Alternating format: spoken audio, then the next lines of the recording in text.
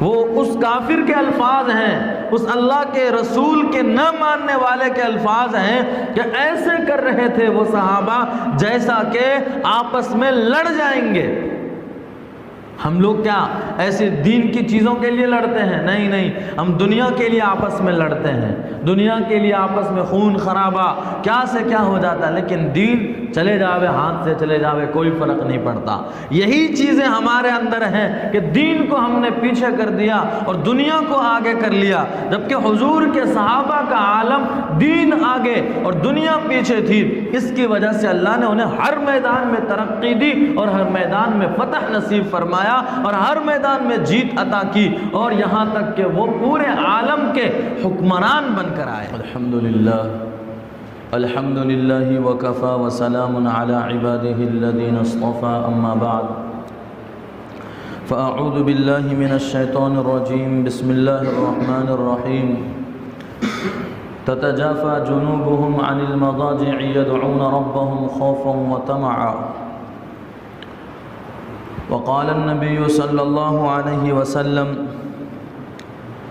ثلاثة يحبهم الله، رجل قام من الليل يتلو كتاب الله، ورجل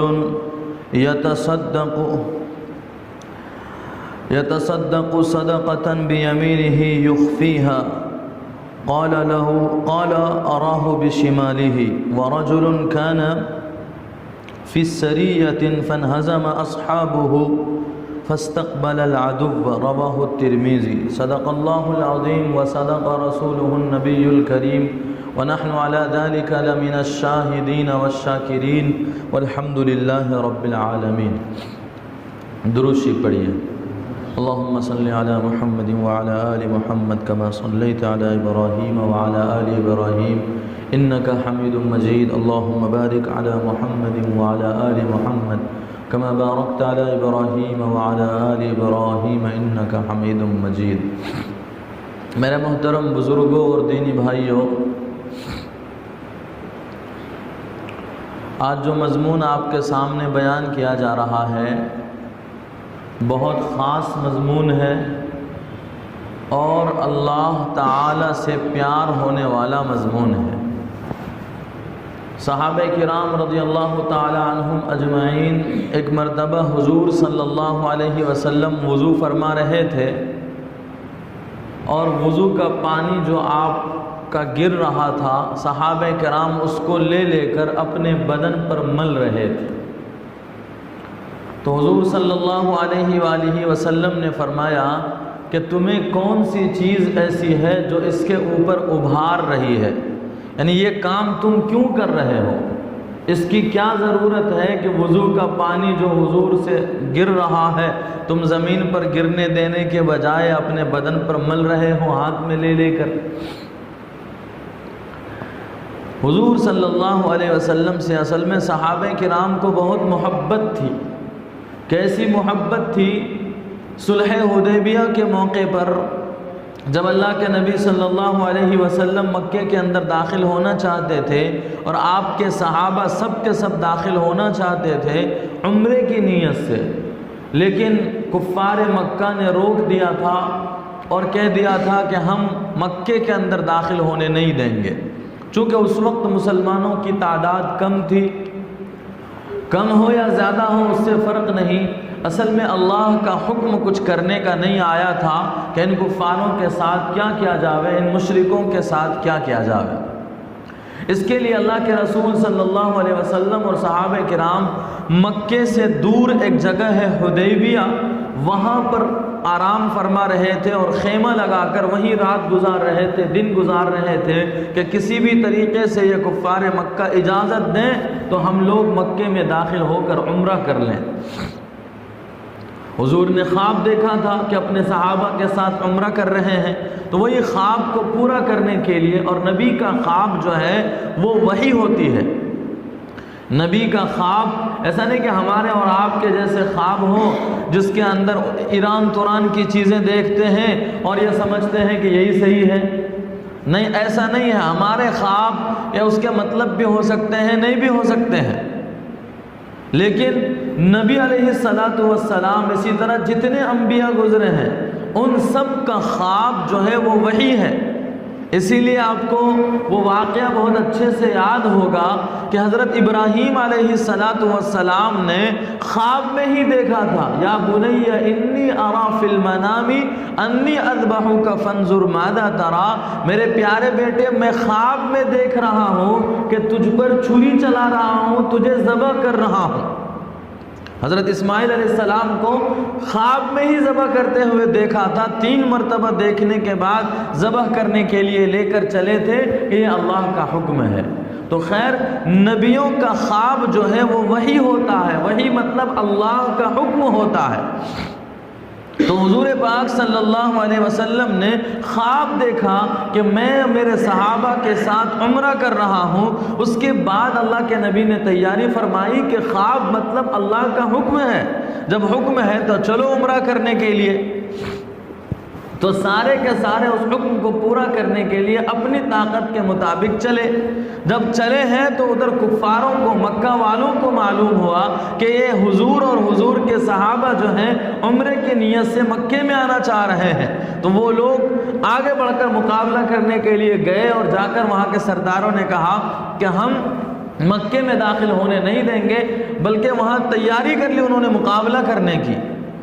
تو اس جگہ حدیبیہ پر حضور نے قیام فرمایا، آپ ٹھہرے رہے کہ کبھی تو اجازت مل جاوے تو چلے جاوے، لیکن ان کفار نے، ان مشرکین مکہ نے، ان ظالموں نے حضور کو اور صحابہ کرام کو اجازت نہیں دی۔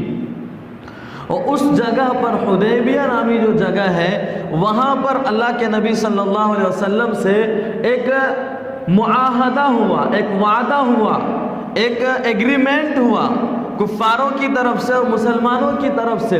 اس سال تو ہم عمرہ کرنے نہیں دیں گے، لیکن اگلے سال جو ہے ہم عمرہ کرنے کے لیے، یا یہ ایگریمنٹ کے مطابق جو ہے ہم عمرہ کرنے کی اجازت دیں گے، لیکن اس سال تو نہیں دیں گے۔ اب ایسا موقع تھا یہ کہ جس کی وجہ سے حضرت عمر رضی اللہ تعالیٰ عنہ جلیل القدر صحابی ہیں، غصے والے ہیں، غصہ آپ کا مشہور ہے، غصے ہی کی وجہ سے اللہ نے ایمان بھی نصیب فرمایا تھا۔ تو بہت غصے میں تھے، کبھی خیمے کے اندر جاتے، کبھی خیمے کے باہر آتے، یا رسول اللہ یہ کیوں آپ ایگریمنٹ کر رہے ہیں اور اتنا دب کر کیوں کر رہے ہیں؟ ہم اسلام والے ہیں، ہم حق والے ہیں، ہم مسلمان ہیں، پھر آپ کو دبنے کی کیا ضرورت ہے؟ آپ ایگریمنٹ مت کیجئے، ایگریمنٹ پر سائن مت کیجئے۔ حضور کا نام جب لکھا گیا محمد الرسول اللہ، ان کافروں میں سے جو ایگریمنٹ کے لیے آیا ہوا تھا سفیر بن کر کے، وہ کہا کہ اگر رسول اللہ مانتے ہم تمہیں تو پھر ہم تم کو اپنے گھروں سے نکالتے کیوں؟ اسی لیے وہاں محمد بن عبداللہ لکھو۔ اب یہ ایک موقع تھا، حضرت علی رضی اللہ تعالیٰ عنہ لکھنے والے، محمد الرسول اللہ کو مٹانا یا کٹ کرنا، ان پر نشان لگانا، ریڈ مارک لگانا تھا۔ حضرت علی سے فرمایا گیا کہ چلو یہ لوگ مجھے رسول اللہ نہیں مانتے تو رسول اللہ مٹاؤ، محمد بن عبداللہ لکھو۔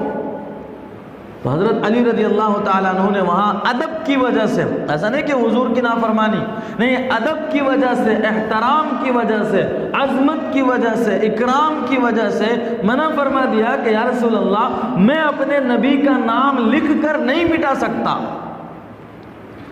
میں اپنے نبی کا نام لکھ کر نہیں کٹ کر سکتا، میں اپنے نبی کا نام لکھ کر کے ہٹا نہیں سکتا اس جگہ کو، یہ میرے بس کی بات نہیں ہے، میرے جسم کے ٹکڑے ہو جاویں، لیکن یہ تو نہیں ہو سکتا کہ میں رسول اللہ کا نام ختم کر دوں، وہاں سے ہٹا دوں۔ یہ ادب تھا، یہ احترام تھا میرے بزرگوں، اور یہی ادب اور احترام ضروری ہے۔ حضور کے نام کے آج بھی احترام ہونے ہیں، آج بھی حضور کے نام کا ادب ہونا ہے۔ اگر کوئی نہیں کرتا ہے، اللہ کے نبی علیہ السلام نے ان کو اپنا نہ ہونا بتلایا ہے، لعنت برسائی گئی ان کے اوپر جبریل امین کے ذریعے سے، اور حضور نے بددعا فرمائی ہے۔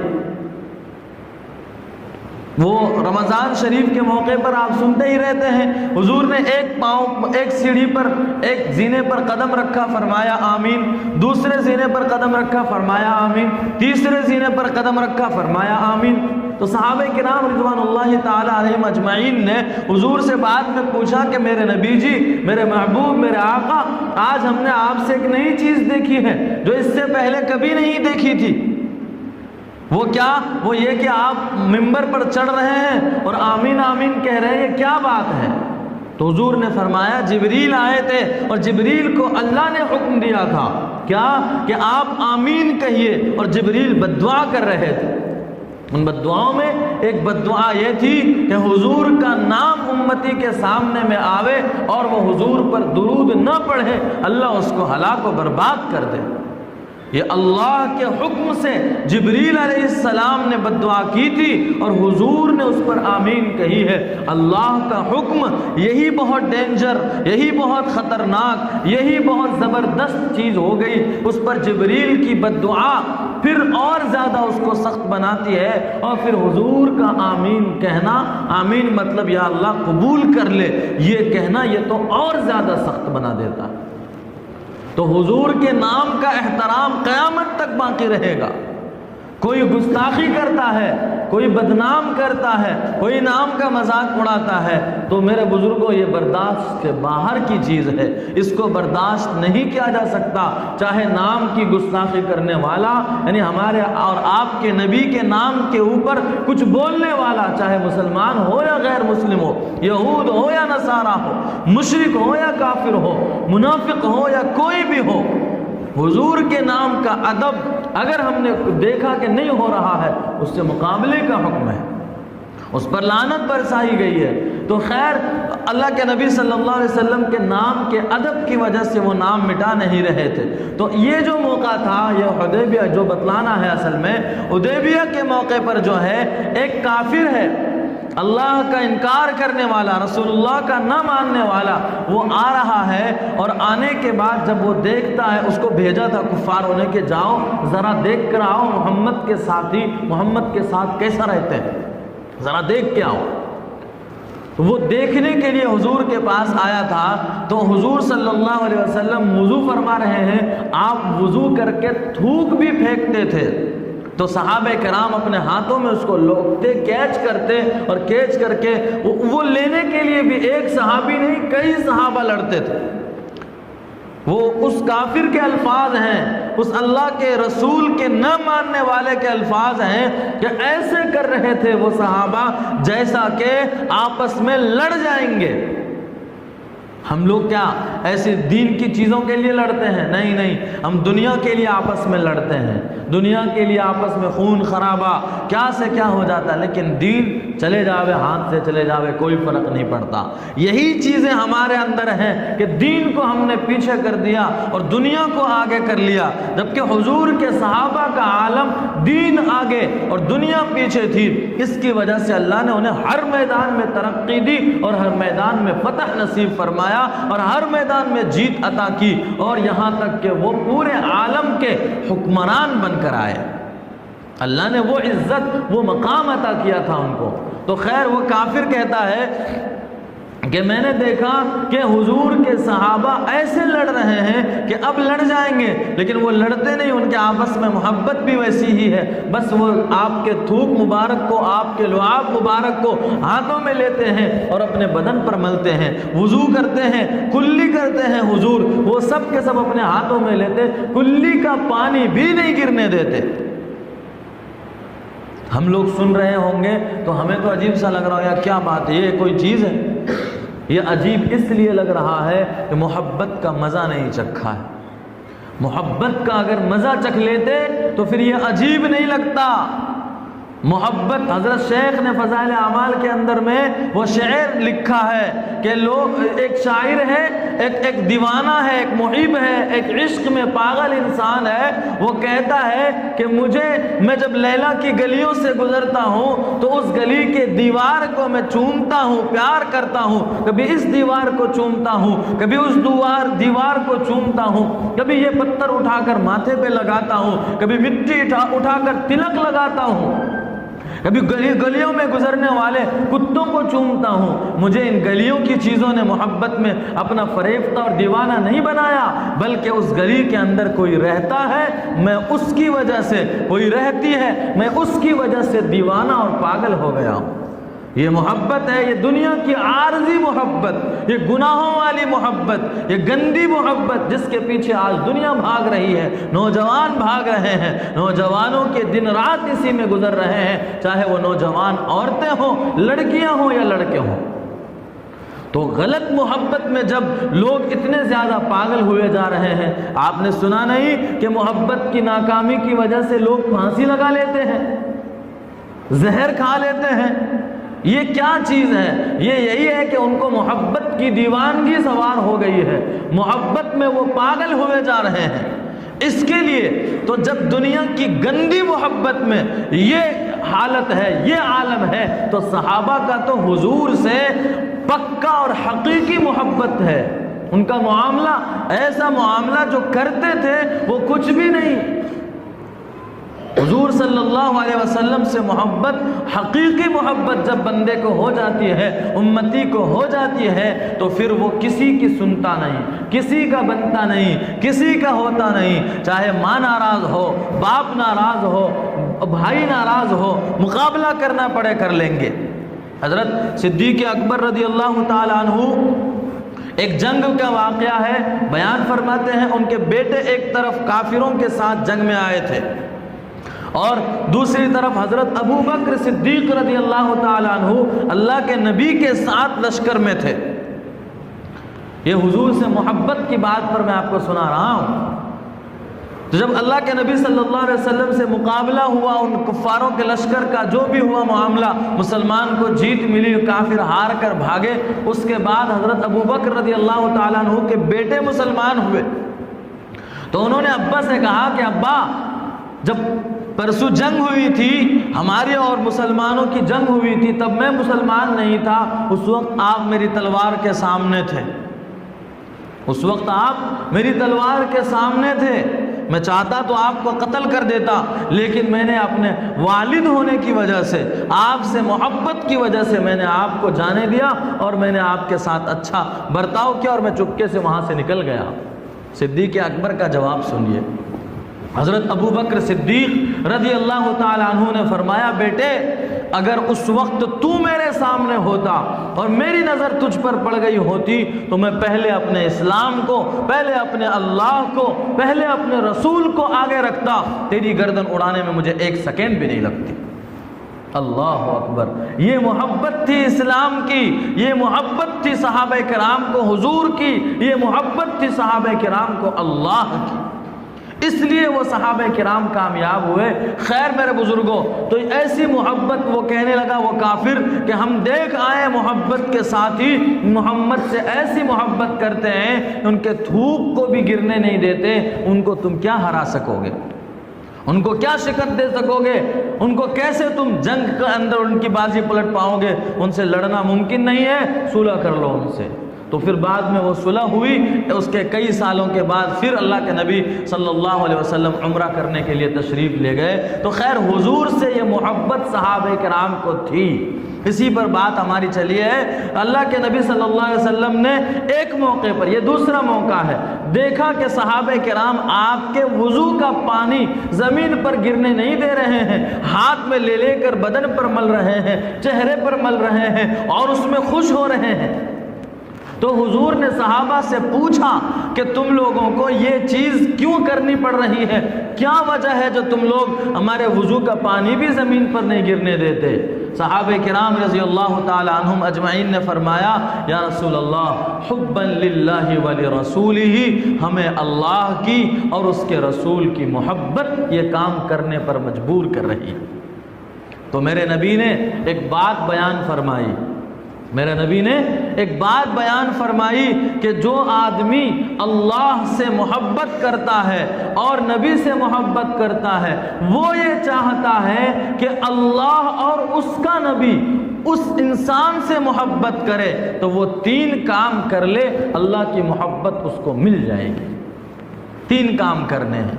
اللہ کی محبت کے لیے بھی اور اللہ کے نبی صلی اللہ علیہ وسلم سے محبت کے لیے بھی کہ ہمارے آقا کی محبت ہمیں مل جاوے، اس کے لیے 3 کام کرنے ہیں۔ حضور نے فرمایا پہلی چیز یہ ہے کہ وہ آدمی اللہ کے ساتھ اچھا معاملہ کرے، یعنی اللہ پر ایمان لائے، اللہ کی عبادت کرے، حضور صلی اللہ علیہ وسلم کے فرمان پر چلے تو اللہ کی محبت اس کو مل جائے گی۔ دوسری چیز میرے بزرگوں، نہیں پہلی چیز جو فرمائی گئی وہ یہ فرمایا کہ فَلْيَتَصَدَّقْ كَلَامَهُ، کہ چاہیے کہ وہ اپنی بات میں سچائی لائے۔ اللہ سے محبت کا دعویٰ کرتا ہے اور جھوٹ بولتا ہے، اللہ سے اس کو محبت نہیں ہو سکتی۔ اللہ سے محبت کرنا چاہتا ہے، اللہ کی بھی محبت لینا چاہتا ہے کہ میرے رب کا مجھ پر عنایت ہو جاوے، میرے رب کا مجھ پر کرم ہو جاوے، میرے رب کا مجھ پر فضل ہو جاوے، تو چاہیے کہ اس کو اپنی بات سچی کر لے، جب بھی بولے سچ بولے، اس کے سوا بولے ہی نہیں، جھوٹ سے نفرت ہو جاوے۔ میرے بزرگوں، ہم جس معاشرے میں جی رہے ہیں آج ہزاروں میں صرف 5% ہوں گے ایسے جو سچ بولے جا رہے ہوں گے، ورنہ ہر جگہ جھوٹ ہی جھوٹ۔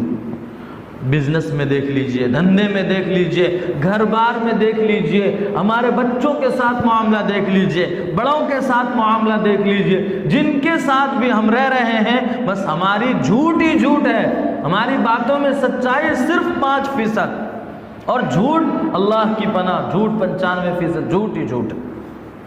اس کے لیے پہلی چیز میرے نبی نے فرمایا، جو اللہ کی محبت چاہتا ہے، اللہ کو اپنانا چاہتا ہے، پہلی چیز، پہلا کام وہ یہ کرے کہ اپنی بات کو سچائی پر لائے، جب بھی بولنا ہے سچ بولنا ہے۔ میرے نبی نے فرمایا آیت المنافق 3، سن لیجئے، میرے آقا فرماتے ہیں کہ منافقوں کی 3 نشانیاں۔ منافق کیسے لوگ ہوتے ہیں؟ جن کا دل اندر کچھ ہے، اوپر کچھ ہے۔ حقیقی منافق وہ اللہ کے نبی صلی اللہ علیہ وسلم کے دور میں تھے، آج بھی ایسے لوگ موجود ہیں جو مسلمان ہونے کے باوجود، مسلمانی کا دعویٰ کرنے کے باوجود ہمارے اسلام پر کیچڑ اچھالتے ہیں، ہمارے نبی پر کیچڑ اچھالتے ہیں، مسلمانی کا دعویٰ کرتے خود نبی پر کیچڑ اچھال رہے ہیں۔ دیکھ لیجئے آپ سوشل میڈیا اس پر بڑے پڑے۔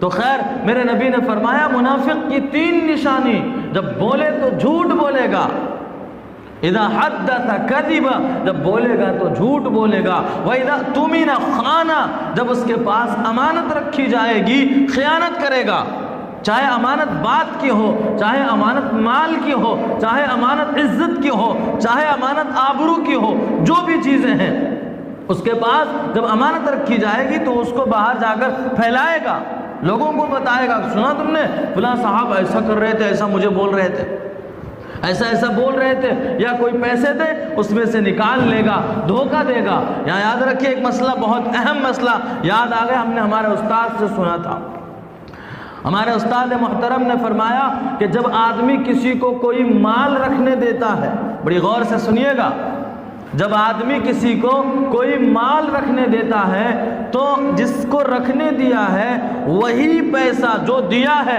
وہی واپس کرنا یہ ضروری ہے۔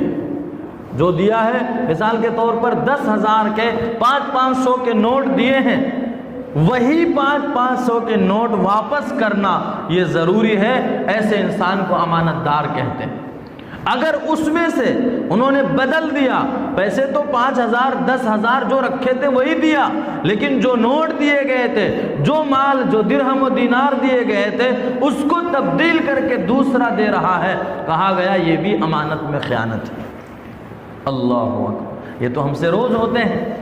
کوئی ہمیں دیا، مثال کے طور پر ہم اپنے مسجد کے لیے چندہ کر رہے ہیں، بہت اہم بات ہے، اس کی طرف ہمارا دھیان نہیں جاتا ہے، جانا چاہیے۔ ایک اچھے مسلمان کی، ایک اچھے مومن کی نشانی یہ ہے کہ وہ ہر ایک جگہ شریعت کو فالو کرے۔ تو مثال کے طور پر ایک جگہ ہم مسجد کا چندہ کر رہے ہیں، مسجد کے پیسے میں کوئی آدمی نے 500 کا نوٹ دیا کہ یہ میری طرف سے مسجد میں رکھ لیجئے میرے نام سے۔ اب وہ نوٹ ضروری تھا کہ مسجد کے خزانے میں وہی نوٹ جمع کیا جاوے، اس کے علاوہ دوسرا، یہ امانت میں خیانت فقہاء نے لکھا ہے۔ لیکن ہم کیا کرتے ہیں، ہمارے جیب میں جو ہو اس میں سے نکال کر کے کوئی بھی دے دیتے، اس کی طرف دھیان نہیں جاتا۔ تو کوشش ہمیں یہ کرنا چاہیے. ہاں اگر سامنے والے کی اجازت ہو, بھئی میں آپ کو یہ نوٹ دے رہا ہوں, آپ یہ نہیں کوئی دوسرا بھی دے دو چلے گا, بس ہمیں جو ہم نے 10,000 تم نے رکھنے دیے ہیں وہ ہم نے واپس کر دینا, جو نوٹ دینا ہو دو, چاہے 2,000 کے دے دینا یا 100 کے دینا. تو پھر اس صورت میں اجازت ہے, اس کو امانت میں خیانت کرنا نہیں کہا جائے گا. بڑی بات ہے میرے بزرگوں. تو میرے نبی نے فرمایا منافق کی 3 نشانی, بولے گا تو جھوٹ بولے گا, اور اس کے بعد وَإِذَا اؤْتُمِنَ خَانَ, جب اس کے پاس امانت رکھی جائے کہ وہ خیانت کرے گا. وَإِذَا وَعَدَ أَخْلَفَ. اللہ اکبر, آج یہ امت اسی میں سب سے زیادہ مبتلا. امانت میں خیانت بہت ہے, جھوٹ بھی بہت ہے. آگے والی جو بات ہے وعدہ خلافی کرنا, میرے بزرگوں یہ تو ہم کچھ سمجھتے ہی نہیں. وعدہ خلافی روزانہ ہزاروں وعدے کر رہے ہیں, لیکن وعدے کے مطابق زندگی نہیں. ہم نے کسی سے وعدہ کیا فلاں ٹائم میں آپ سے ملنا ہے مجھے, ٹھیک ہے فلاں وقت میں آپ کے پاس آ جاؤں گا, لیکن پتہ چلا فون کیا کریں دوسری جگہ دعوت تھی وہاں چلے گئے. وعدہ خلافی. ایک بات کہی بھئی آج یہ کام کرنا ہے, ٹھیک ہے کر لیں گے, لیکن بعد میں پتہ چلا نہیں دوسرا کام آ گیا. یہ وعدہ خلافی میرے بزرگوں ہم ہر آن ہر لمحہ کر رہے ہیں, لیکن ہمیں پتہ نہیں ہے کہ یہ منافقوں کی نشانی ہے. ہم منافق بنتے جا رہے ہیں, منافقوں کی فہرست میں ہمارا نام آ رہا ہے, لیکن افسوس صد افسوس کہ کبھی اس کی طرف خیال نہیں جاتا ہے. اور یہ امت آج نیچے کی طرف اس لیے جا رہی ہے کہ امت نے سوچنا چھوڑ دیا کہ دین کے اوپر بھی ہمیں سوچنا ہے, دین بھی اپنی زندگی میں لانا ہے. بس جو معلوم ہے اسی پر چلے جا رہے ہیں, دوسری کی طرف دین کی طرف بڑھنا یہ سوچتے نہیں. بس یوں ہی بچپن سے بڑھاپا آ رہا ہے, باقی دوسرے دین نئی چیزیں سیکھنے کا دل میں شوق ہی نہیں, جذبہ ہی نہیں, ہوئی زندگی گزار رہے ہیں, اور مرتے مرتے نہ جانے کون سے مسلمان بن کر مر رہے ہیں. تو حضور صلی اللہ علیہ وسلم نے فرمایا پہلی چیز کہ محبت اگر اللہ کی اور اللہ کے نبی کی چاہیے تو پہلا کام یہ کرو کہ تم اپنی باتوں میں سچائی لاؤ, جھوٹ مت بولو. دوسری چیز فرمایا کہ امانت دار بن جاؤ, امانت دار بن جاؤ, اللہ تم سے محبت کرنے لگیں گے. امانت دار کیسا بننا, بڑا مختصر ایک واقعہ میرے بزرگوں سناتا ہوں آپ کو.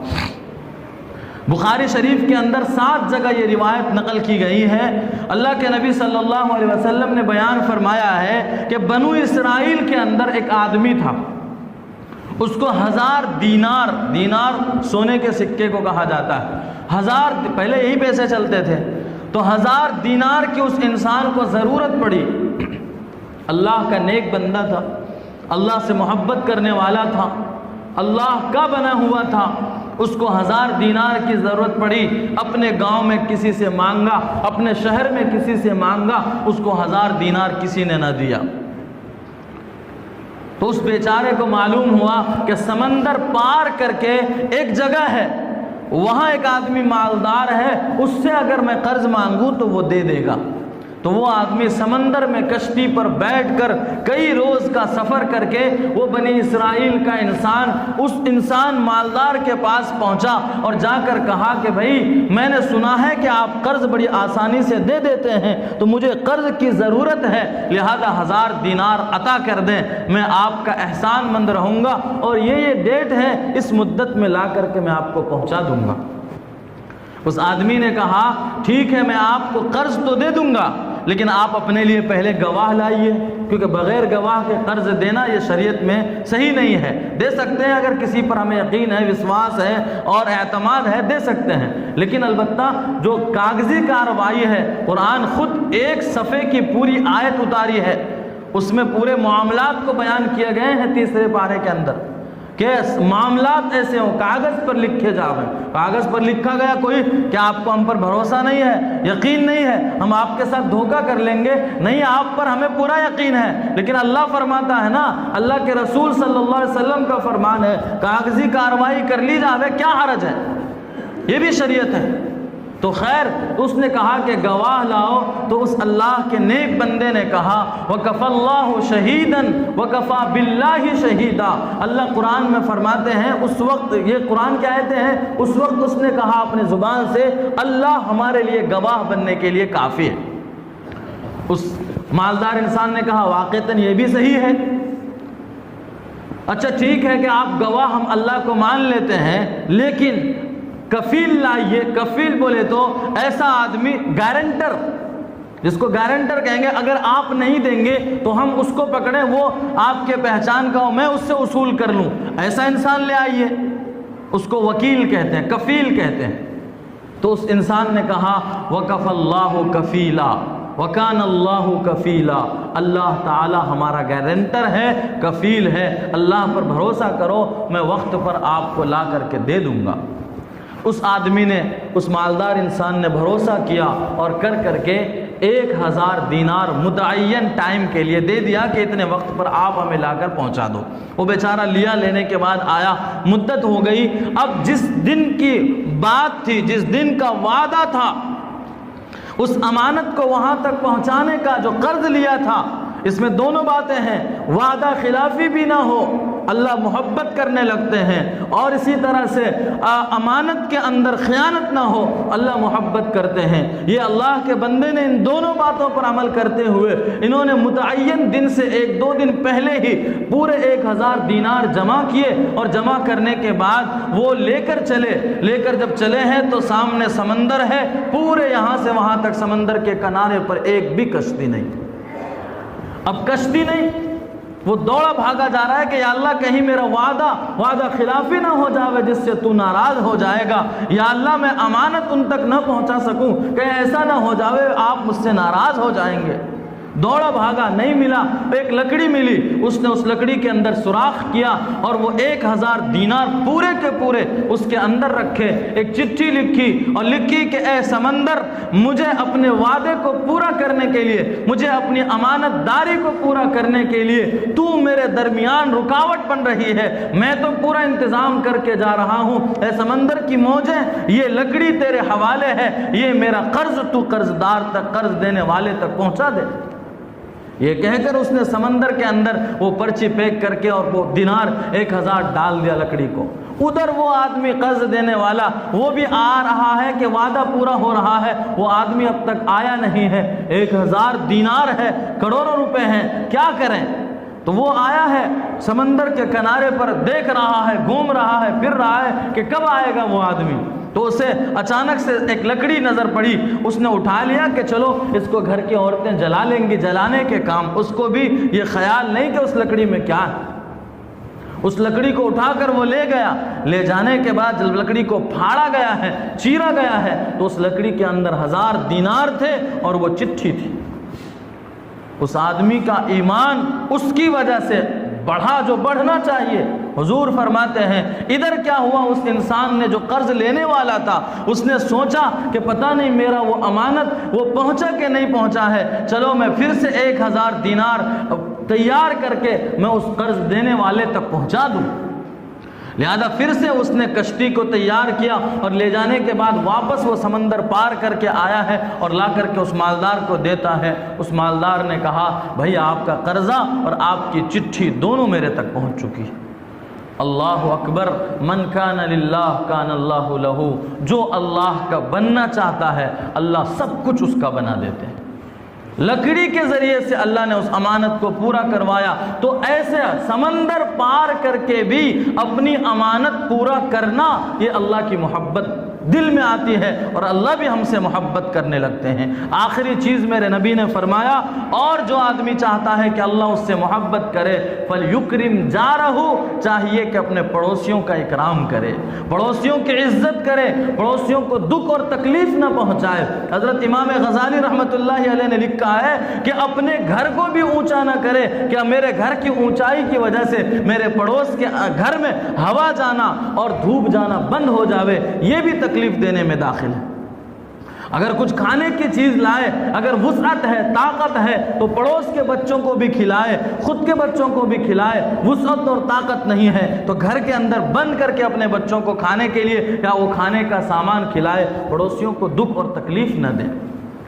تو 3 چیزیں میرے بزرگوں ہم کریں گے تو ہمیں اللہ کی محبت ملے گی، اللہ اس کے رسول ہم سے محبت کرنے لگیں گے. میرے نبی نے وہ بات پر فرمائی، صحابہ آپ کے کلی کا پانی اپنے منہ پر لگا رہے تھے تو میرے نبی نے فرمایا جو چاہتا ہے کہ اللہ اس سے محبت کرے، اس کا رسول اس سے محبت کرے، 3 کام کر لے. پہلا یہ کہ وہ اپنی بات میں سچائی لائے، جھوٹ نہ بولے. دوسرا امانت داری اختیار کرے، وہ خیانت نہ کرے، وعدہ خلافی نہ کرے، اور تیسری چیز میرے بزرگوں، میرے نبی نے فرمایا پڑوسیوں کی عزت اور پڑوسیوں کا اکرام کرے، انہیں تکلیف نہ پہنچائے۔ اللہ کہنے سننے سے زیادہ ہم سب کو عمل کی توفیق عطا فرمائے۔ وآخر دعوانا ان الحمدللہ رب العالمین۔